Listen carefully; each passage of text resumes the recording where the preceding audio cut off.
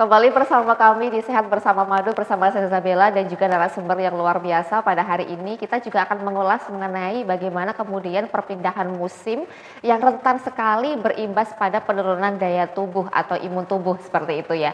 Dan pemirsa, untuk Anda yang ingin berdiskusi baik seputar topik ataupun di luar topik pada hari ini, bisa langsung menghubungi hotline kami di 085 220 9999.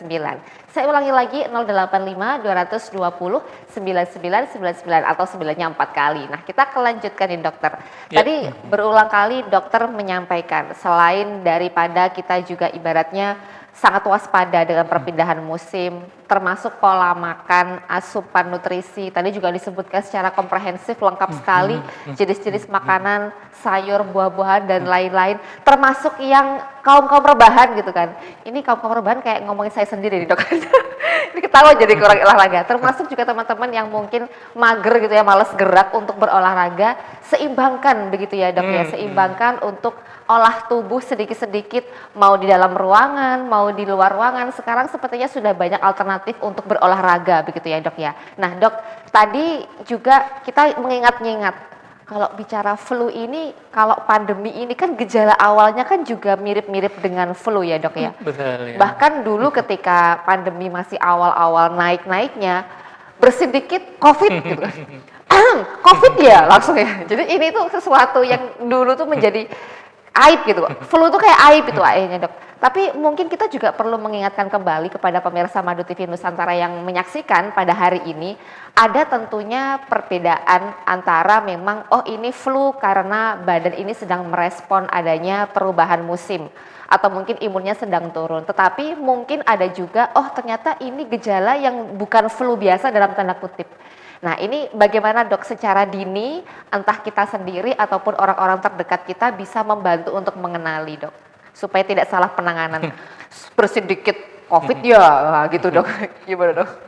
Ya biasanya kalau flu itu boleh dikatakan lebih ringan ya, artinya dia ringan dan dalam waktu tertentu dia nanti bisa sembuh sendiri gitu ya. Yang utamanya tadi ya, yang pilek, hidungnya tersumbat, ada demam ya, demamnya juga nggak terlalu tinggi biasanya. Demikian juga ada sakit kepala begitu.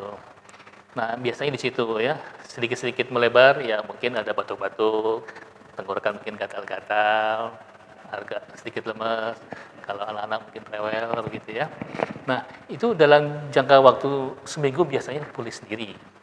Nah di sisi lain kalau gejala untuk COVID ya yang klasik begitu ya, itu nanti biasanya menimbulkan sesak nafas, kemudian juga nyeri tenggorokan sekali, kemudian juga di otot-otot jika terjadi nyeri-nyeri. Nah itu kecenderungan dia mungkin bisa mengarah ke sana, tetapi tetap harus ada dikonfirmasi dengan pemeriksaan yang lengkap begitu ya. Cuman sebagai alarm kita di rumah, itu yang perlu kita perhatikan ya. Apakah ada gangguan yang lebih lanjut tuh tadi, yang sesek, penciuman mungkin mulai menghilang. Berkurang begitu. Ada juga mungkin nanti ada sampai gangguan kesadaran. Nah itu memang kita perlu untuk tindakan lebih lanjut gitu ya. Nah kalau yang flu-flu biasa, ya biasanya begitulah. Memang badan jadi greges-greges, hidung suka mampet, sakit kepala begitu ya. Kemudian juga gatal-gatal di tenggorokan. Baik. Ada beberapa kasus yang orang yang sensitif, memang gejala flu bisa memberat ya. Nah itu mungkin nanti perlu dibantu ya dengan obat-obatan ya atau dari luar. Salah satunya kita punya yang bagus sekali ya, yang alamiah ya. Dengan ekstra buah dan sayur, bisa itu nanti dikonsumsi intensif gitu ya. Siap. Nah, satu hal mungkin yang perlu agak juga diperhatikan bahwa selain virus ada juga yang sifatnya alergi begitu ya. Gejalanya mirip dengan flu yang kita sebut sebagai rinitis alergi. Nah, itu mau buka telepon? Oke, sepertinya saya sudah didemo sama operator di sini. Ini karena operator di sini sudah menahan gitu kan ya. Saya sapa dulu. Assalamualaikum. Waalaikumsalam warahmatullahi wabarakatuh. Dengan Bapak siapa dan asalnya mana, Pak? Pak Sumadi di Oku Timur. Ya, Pak Sumati monggo untuk pertanyaannya silahkan. Pertanyaannya gini, Dok. Assalamualaikum warahmatullahi wabarakatuh, Dokter Suryo. Waalaikumsalam. Ya, Pak. Pertanyaannya, ini susah tidur, terus kepala pusing. Kalau sudah pusing mual-mual itu rasanya. Itu apa gimana? Apa dari pola makan, apa kecapean kerja, gimana itu ya? Aktivitas sehari-harinya apa, Pak? Ya orang tani di sawah ya mungkin ya kadang musim panen, musim tanam gitu. Adik ini khususnya adik kandung saya menanyakan itu kan. Oke. Siap. Terima kasih. Sudah, Pak? Cukup? Masih ada lagi? Ya itu aja dulu, itu aja ya. Oke, siap. Terima Terima kasih. dijelaskan sama dokter saya. Ini keluhannya susah tidur begitu, Susah Dok. tidur, ya? Apakah mungkin ada sesuatu tips begitu, Dok, yang juga nanti bisa dibagikan? Saya juga biasanya susah tidur, tapi susah tidurnya karena memikirkan dia yang lainnya. Oh iya, salah. Gak. Oke, lanjut silahkan, Dok. Iya, jadi susah tidur itu suatu gejala yang mungkin penyebabnya beragam gitu ya. Bahwa kalau sudah tidurnya itu terjadi sewaktu-waktu saja ya, tidak sifatnya kronis selama begitu ya, itu mungkin penyebabnya juga mungkin bukan hal sesuatu yang berat. Ya. Misalnya soal gaya hidup atau pola hidup yang kurang pas juga. Misalnya kita katakan badan itu tidak terlalu lelah untuk kemudian bisa tidur, jadi masih segar begitu kira-kira. Bisa juga orang suka minum yang mengandung kafein ya sebelum tidur. Iya. Jadi malam-malam banyak nenggak kopi bergelas-gelas atau teh juga atau juga coklat yang mengandung kafein, itu bisa pengaruh. Secara psikis juga ya, emosi dan juga pikiran yang mungkin beberapa saat sebelumnya orang terpapar gitu ya, itu juga bisa menyebabkan gangguan pola tidur. Demikian juga mungkin kalau orang ada minum obat-obatan tertentu ya, karena ada beberapa obatan yang sifatnya menstimulan, efeknya seperti kafein tadi gitu ya, jadi saraf itu lebih terjaga, jadi lebih sulit tidur ya. Selebihnya mungkin ada katakanlah mungkin penyakit yang lain, itu juga bisa memungkinkan.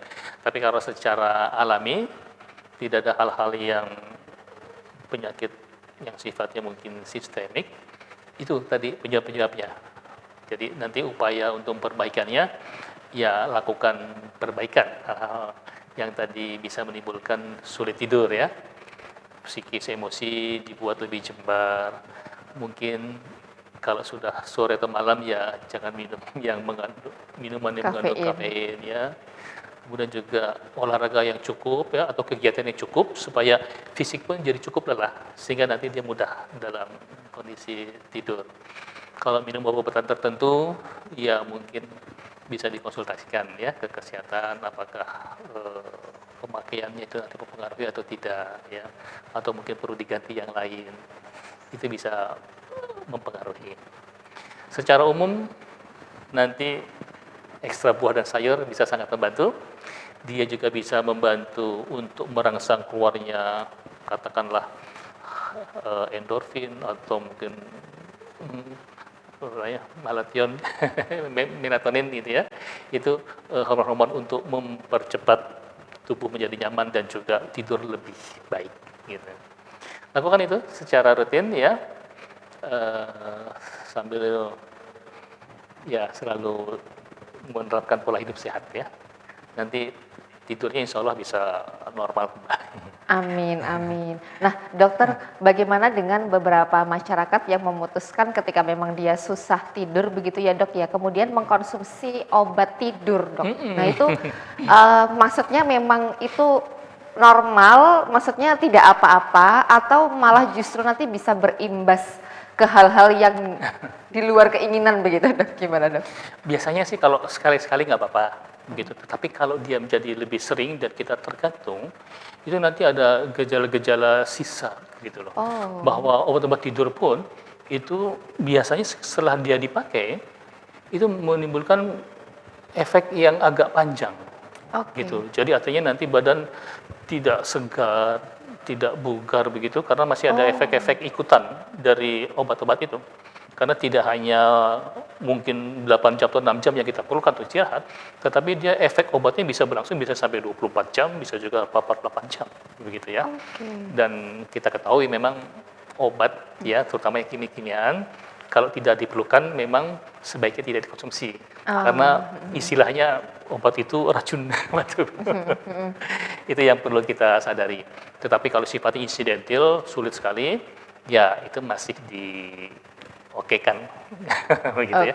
Tapi selebihnya diperbaiki. Gaya hidup, pola makan, pola pikir, emosi. Itu yang nanti akan bisa stabil. Siap, saya jadi ingat sebuah lagu yang sedang-sedang saja, begitu ya dok ya. Sesuatu yang baik, tapi kalau terlalu berlebihan juga akhirnya kurang bagus.